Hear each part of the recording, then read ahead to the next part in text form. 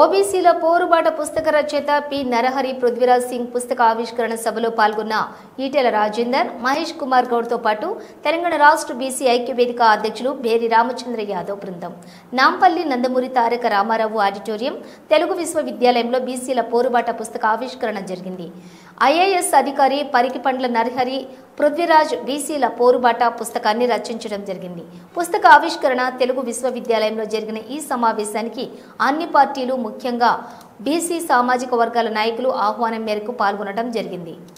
BJP నుండి MP Etela Rajender, Congress నుండి PCC అధ్యక్షులు మహేష్ గౌడ్, టీఆర్ఎస్ నుండి డాక్టర్ శ్రవణ్ కుమార్ మరియు తెలంగాణ రాష్ట్ర బీసీ ఐక్య వేదిక అధ్యక్షులు బేరి రామచంద్ర యాదవ్, పెద్దలు, ఐఏఎస్ అధికారులు, లాయర్లు, అభిమానులు, బీసీ నాయకులు అందరూ పాల్గొని పుస్తక ఆవిష్కరణ చేయడం జరిగింది.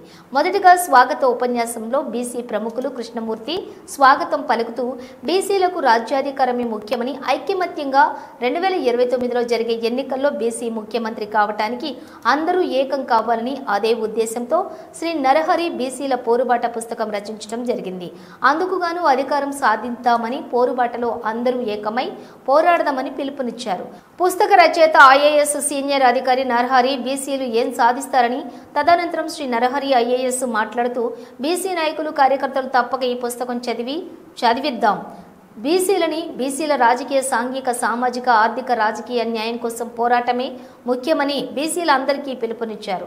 ఐఏఎస్ అధికారి చిరంజీవి సుదీర్ఘంగా ప్రసంగించి బీసీలు తమ హక్కుల కోసం పోరాటం చేయాలని కోరారు. ఆ తర్వాత ఉద్యమ నాయకులు పూర్ణచంద్రరావు ప్రసంగించిన తర్వాత నరహరి రాసిన బీసీల పోరుబాట పుస్తక ఆవిష్కరణ జరిగింది. ఈ సమావేశంలో డాక్టర్ శ్రవణ్, మహేష్ కుమార్ గౌడ్, ఈటెల రాజేందర్ ప్రసంగించడం జరిగింది. వారు తమ తమ ప్రసంగాల్లో పార్టీలకు, కులాలకు అతీతంగా బీసీలందరూ ఏకమవ్వాలని, తెలంగాణ రాష్ట్రం సాధించినట్లుగానే మనం బీసీల రాజ్యాధికారం సాధించాలని, ఇందుకు అందరూ కలిసి రావాలని ప్రతి ఒక్కరూ పేర్కొనడం జరిగింది. ముఖ్యంగా బీసీ ముఖ్య నాయకులు, ఉద్యమకారుడు మహేందర్ యాదవ్ తన సందేశంలో బీసీ లేఖం కావాలని, పోరుబాటుతో అధికారం సాధిద్దామని పిలుపునిస్తూ ఐక్యమత్యమే మన బలం, అందరూ కలిసి రావాలని పేర్కొన్నారు.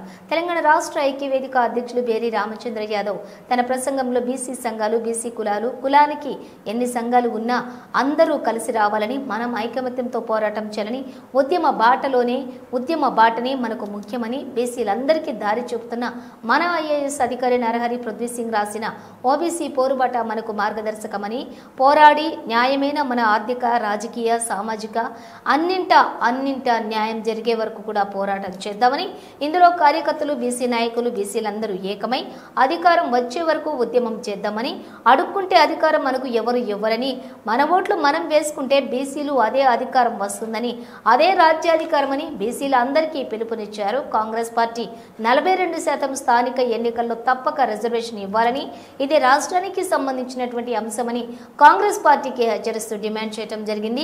బేరి రామచంద్ర యాదవ్ 2-3 డిమాండ్లను పీసీసీ అధ్యక్షుల వారు మహేష్ కుమార్ గౌడ్ దృష్టికి తీసుకుని రావడం జరిగింది. కేవలం కులగణన, జనగణన చేస్తే సరిపోదని, విద్య, ఉద్యోగం, వైద్యం, ఉపాధి మరియు అన్నింటా వైద్యంతో పాటుగా బడ్జెట్లో 42% కేటాయించాలని డిమాండ్ చేశారు. ముఖ్యంగా బీసీలకు జరుగుతున్న అన్యాయాల గురించి కరువు పెడుతూ పాఠశాలల విద్య గ్రామీణ ప్రాంతంలో పేదలకు అందుబాటులో లేదు. వైద్యం ఈరోజు లక్షలతో కూడుకున్న అంశం, ఇది బీసీలకు అందుబాటులో లేదు. పేదలైన, నిరుపేదలైన గ్రామీణ ప్రాంతాల వారికి న్యాయం జరగాలంటే పోరాటం చేయాలని, బహుజనులారా, ఎస్సీ, ఎస్టీ, బీసీ మైనారిటీలు అందరూ కూడా ఈ పోరుబాటలో పాల్గొనాలని, చదువుకున్న ప్రతి ఒక్క బహుజన బిడ్డ అన్న నరహరి రాసిన ఓబీసీల పోరుబాట పుస్తకాన్ని చదవాలని, విప్లవ రూపంలో ఉద్యమించి అధికారం సాధించాలని, అందులో మీరందరూ భాగస్వాములు కావాలని బీసీలకు, ఎస్సీ, ఎస్టీ, మైనారిటీ అందరికీ పిలుపునిచ్చారు.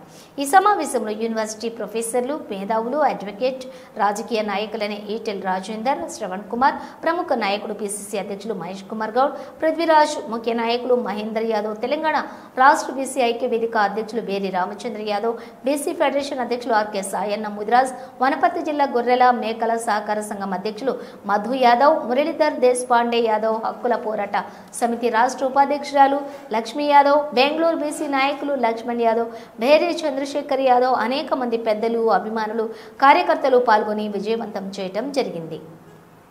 విశ్వవిద్యాలయం ఈరోజు ఓబీసీల పోరుబాట పుస్తకం ఆవిష్కరణ కార్యక్రమానికి పెద్దలు ఈటెల రాజేందర్ గారు, మరి అదేవిధంగా మన పీసీసీ అధ్యక్షులు మహేష్ కుమార్ గౌడ్ గారు, మరి అనేక ప్రముఖులు మరి రచయితలు ఇద్దరు కూడా పరిపల్లి నరహరి గారు ఐఏఎస్ ఆఫీసర్, మరి అదేవిధంగా పృథ్వీరాజ్ సింగ్, మరి వీళ్ళందరూ కూడా ఈరోజు మన అన్న మహేందర్ యాదవ్ గారి ఆధ్వర్యంలో ఈరోజు పెద్ద ఎత్తున ఓబీసీల కార్యక్రమానికి హాజరై ఈ కార్యక్రమాన్ని విజయవంతం చేసిన అందరికీ కూడా పేరు ధన్యవాదాలు. ముఖ్యంగా మా అన్న మహేందర్ అన్న గారు బడుగు బలహీన ఆశాజ్యోతి, మరి ఆయన ఎవరికి ఆపద వచ్చినా నేనున్నా అని అన్న అంటే నేనున్నా అని పలికే అన్న మహేందర్ అన్న గారు, వారికి బీసీల తరఫున ప్రత్యేక ధన్యవాదాలు తెలియజేసుకుంటూ, మరి ఆయన ప్రతినిత్యం ఎవరికి ఆపద ఉన్నా కూడా అన్నకు రాత్రి 24 గంటలు ఎప్పుడు ఫోన్ చేసినా స్పందించే గొప్ప గుణం మా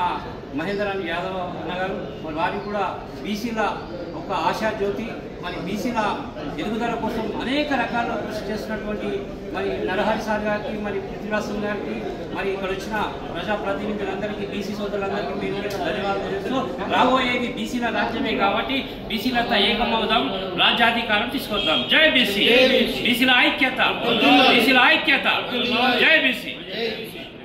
ఆలోచనలు చేస్తున్నారో, లోపల రగిలిపోతున్నారో, లోపల ఆ బాధని తమలో పెట్టుకొని ముందుకు పోతున్నారో దాన్ని ఎక్కడో దగ్గర వ్యక్తపరచాల్సినటువంటి అవసరం మనందరికీ ఉన్నది. అందుకే ఈ రోజు 3 పార్టీలకు సంబంధించినటువంటి Congress party, BJP party, TRS party, అదేవిధంగా మన సమాజానికి సంబంధించినటువంటి ఆలోచన పరులైనటువంటి వి ప్రకాష్ లాంటి వాళ్ళు, వకలాభరణం గారు, జాజుల శ్రీనివాస్ గారు, వీళ్ళందరినీ మనం పిలిచి దీని డిస్కషన్ చెయ్యాలి, మనం చర్చించాలి. మనం చర్చించకుండా ఏమైతుందిలే ఇది చర్చించాల్సిన అవసరమా, దీని గురించి ఎవరైనా పట్టించుకోరా అని అంటే ప్రజలలో, ఓబీసీలలో, బీసీలలో, బీసీ యువతలో ముఖ్యంగా ఆత్మ న్యూనతా భావం అత్యధికంగా పెరిగిపోతుంది. ఆత్మ న్యూనతా భావం పెరిగినప్పుడు అసలే మనది తెలంగాణ లాంటిది ఎమోషనల్ సమాజం, మనది చాలా ఎమోషనల్ సమాజం. మనం లోపటనే ఇప్పుడు సిరిసిల్ల ఉన్నదనుకోండి, ఇప్పుడు సిరిసిల్లకు సంబంధించినటువంటి విషయం నేను ఇక్కడ ప్రస్తావిస్తా. సిరిసిల్లలో ఉన్నటువంటి బంధశాలి సామాజిక వర్గం ఏదైతే ఉన్నదో అక్కడ ఆత్మహత్యలు జనరల్ గా మనం ఎప్పుడు బాగా వినుకుంటూ వచ్చేది, ఈ మధ్య కొంచెం తగ్గిపోయింది కానీ బాగా జరిగేటి. సో అక్కడ నేను అదే సమాజానికి సంబంధించిన వాడిని అక్కడికి పోయి మాట్లాడినప్పుడు అసలు ఫ్యామిలీ వాళ్ళకు కూడా తెలియదు ఆయన లోపల ఇంత గుమిలిపోతాడా, అసలు ఆయన ఇంత బాధల్లో ఉన్నాడా అని మాకే తెలియదని వాళ్ళ వైఫ్ గాని పిల్లలు గాని చెప్తారు. సో ఈ బీసీలు ఎట్లాంటి వాళ్ళంటే కుల వృత్తులు, చేతి వృత్తులు చేసుకునే వాళ్ళు పొద్దు నుంచి రాత్రి దాకా పని చేసుకొని తమ కుటుంబాన్ని ఏ విధంగా సాదుకోవాలనే ఆలోచనే ఉంటది తప్పితే మిగతా ఆలోచన ఉండదు. కానీ లోపల ఎలా కుమిలిపోతారనంటే అసలు మమ్మల్ని ప్రభుత్వాలు పట్టించుకోవట్లేదు, మనల్ని అసలు అధికారులు పట్టించుకోవట్లేదు, మనకు ఉన్నటువంటి నాయకులు పట్టించుకుంటలేరు అనేటువంటి ఈ ఆత్మ న్యూనతావాదం లోపల పెరిగి అది ఏదో ఒక రోజు బ్లాస్ట్ అవుతుంది. అలాంటి పరిస్థితులు కాకుండా చూసుకోవడం చాలా ఇంపార్టెంట్. అందుకని ఈరోజు తెలంగాణలో జరిగినటువంటి ఆ కుల సర్వేనా, లేకపోతే ఇతర ప్రదేశాల్లో జరిగిన ఇతర స్టేట్లలో జరుగుతున్నటువంటి కుల సర్వేలా, లేకపోతే కేంద్ర ప్రభుత్వం తీసుకున్నటువంటి నిర్ణయం ఏదో కుల గణన సంబంధించినటువంటి నిర్ణయాలు, ఇవన్నీ మనం దీన్ని స్వాగతించి దీన్ని కరెక్ట్ డైరెక్షన్ లో కూడా తీసుకుపోవాలి.